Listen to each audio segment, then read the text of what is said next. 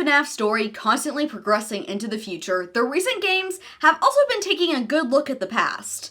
And while Freddy's history is still shrouded in mystery, I think we have enough information to form some decent theories at this point. I will come out and say it now, today's theory has a lot of leaps.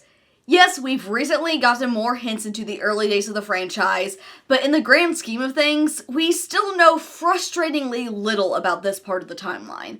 I'm doing my best to put the pieces we have together, but while I think I'm presenting a pretty plausible theory, I'm not making any claim to be completely correct here. Let's start with the earliest date we have, which we know next to nothing about. The 70s Fall Fest. All we really have to go off of is this poster. Sure, we see a lot of Fall Fest in both Help Wanted's and possibly in FNAF World, but none of that seems to be the 70s Fall Fest hinted at in this poster. And another thing I find super interesting about this poster is that there's no reference on it to anything Freddy's related. It just looks like your average town carnival. If it was put on by Fazbear Entertainment, or even just Fredbear's Family Diner, I'd think that we'd see some more branding in this poster. So that makes me think that it's put on by the town itself, and some Freddy's related things just happen to appear there, at least initially. But we do have one other mention of the 70s. The 70s Freddy cutout in Ruin. When people first discovered the cutout's name in the game's code, it was met with a lot of confusion, but now I think we can assume that this cutout appeared at this early Fall Fest,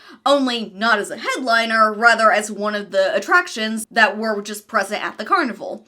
Perhaps for Fredbear's Singing Show. Now, I know the cutout is labeled Freddy, not Fredbear, but if we look at the poster we got for Fredbear's Singing Show and Security Breach, it says, "Enjoy perfect entertainment for the family with fresh, unadulterated food and beverage while being serenaded by our local singing bear, Freddy." It seems at this time that Fredbear wasn't yet a separate entity. It looks like Fredbear was used more as a title while Freddy was the character's name. So what was Fredbear's Singing Show? Was it Henry and William's first project together? I don't think so. And this is where things get a little stretchy, but bear with me here. One character that we know for sure was present at Fall Fest was Carney. Now, we don't know that he was at the 70s Fall Fest, but given that he was clearly designed solely for this festival, it seems like it would have to be pretty early on before Henry became too busy with other projects for Fredbear's and Freddy's. And we know he was designed by Henry because he is the exact same model as Lefty, who Henry designed to capture the puppet years later. And while in Help Wanted 2, we see Carney working at Fazerblast, the presence of the Glamrock animatronics shows that this is not something literally from the early Fall Fest, but rather some kind of recreation for these mini-games within Help Wanted, leaving Carney with no direct tie-in to Freddy or anything Fazbear related. So I think it's likely that Carney was one of Henry's first animatronics, which he made for the annual Fall Fest. And while he showed up with his latest invention, William brought his own show to the festival, Fredbear's Singing Show. The stars aligned, these two creative geniuses met, and I'm sure William wasn't at all jealous of Henry's excellent craftsmanship. As Fall Fest continued to be a yearly tradition in their town, what these men brought to the festival continued to evolve. I think the early costumes we see in Ruin are quite possibly from William's show, and possibly the early concept art that we got from the Fazbear crew too. They do bear some similarities to the designs that we see on the carousel after all, which also appeared at Fall Fest at some points. Meanwhile, Henry would continue making more animatronics. Perhaps this is where the mediocre melodies originally came from, because I do think MatPat made an excellent point with their hinged jaw being indicative of Henry's design, and having Nedbear and Freddy at the same festival would definitely get under William's skin. One thing I do for sure think Henry eventually added to his Fall Fest lineup is Sun and Moon. Moon's presence on the carousel level of Help Wanted 2, coupled with Sun doing the voiceover, really indicate to me that they're from far earlier in the timeline than we originally thought. In the Tales from the Pizzaplex story, Bobby Dots Part 1, we're told that the Sun robot was an old stage animatronic.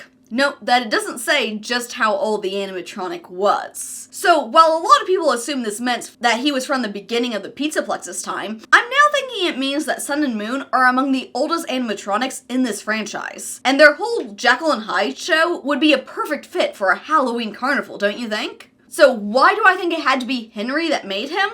Well, for one, I think Henry was the animatronic guy at this point in the franchise, and for two, Sun and Moon have a very marionette-esque design, another character that we know was made by Henry. Okay, so we've established Henry and William's roles in the early Fall Fest, but at what point did they start working together? We really don't have much to go off of here, apart from what we know about these characters, which really isn't much. But there is one thing that we do know. Somewhere along the line, Fall Fest ended in fire. Okay, yeah, that's still not much. But let's roll with the fact that we know William is fiercely jealous of Henry, and as I've already theorized, they kind of had a bit of a rivalry going on at this festival. So I don't think it would be too much of a stretch to propose that William would resort to sabotage. And it is Henry's creation of Carney that we see catching fire in Help Wanted 2. And then who emerges from that fire? Springtrap, aka William Afton. Now, that all sounds plausible to me, but I'm going to take this a step further and say I think someone died in this fire.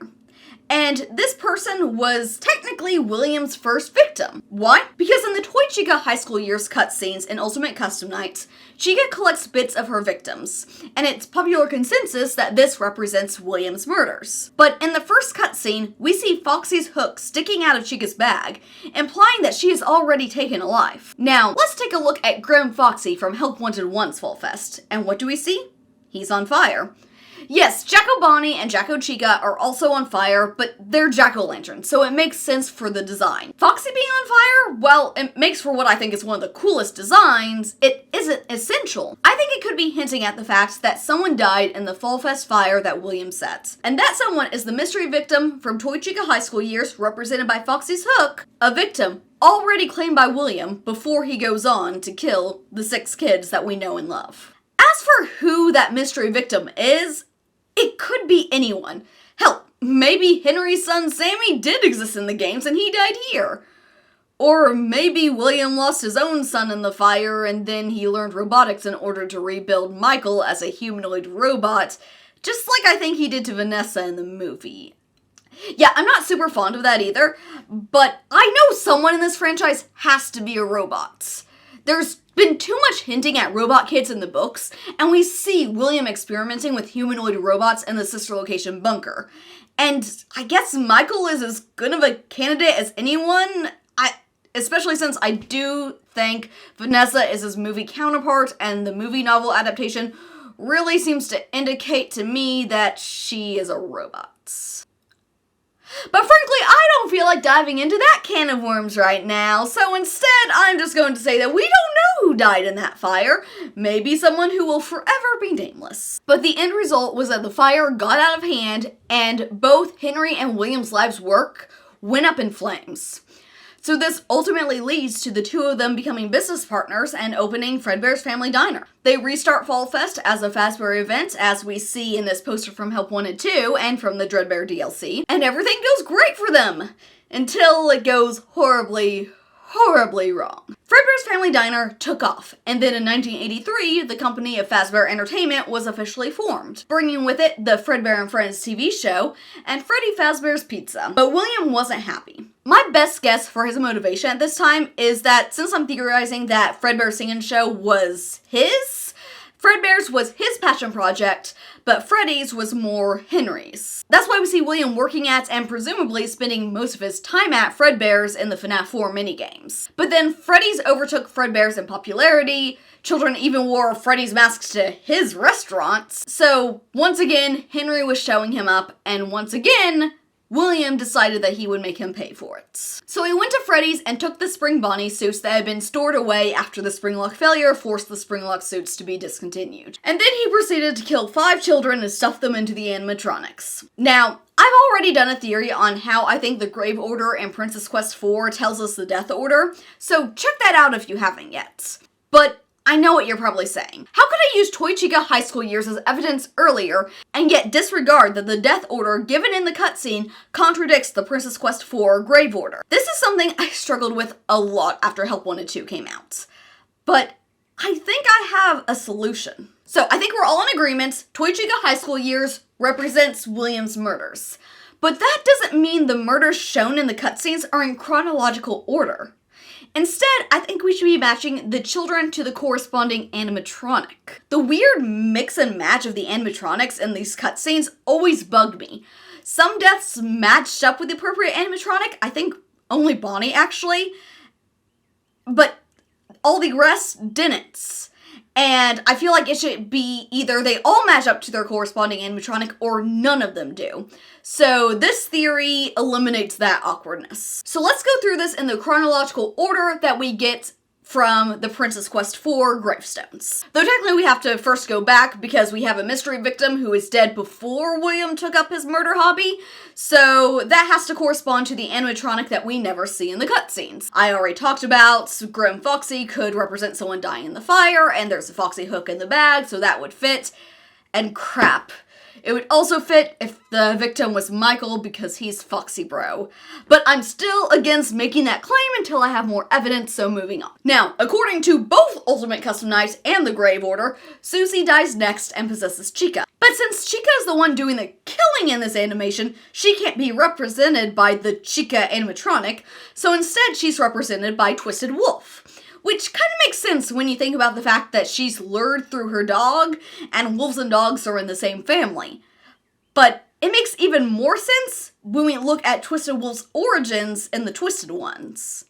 There are 4 Twisted animatronics that appear in this book. Freddy, Foxy, Bonnie, but instead of Chica, there's Twisted Wolf.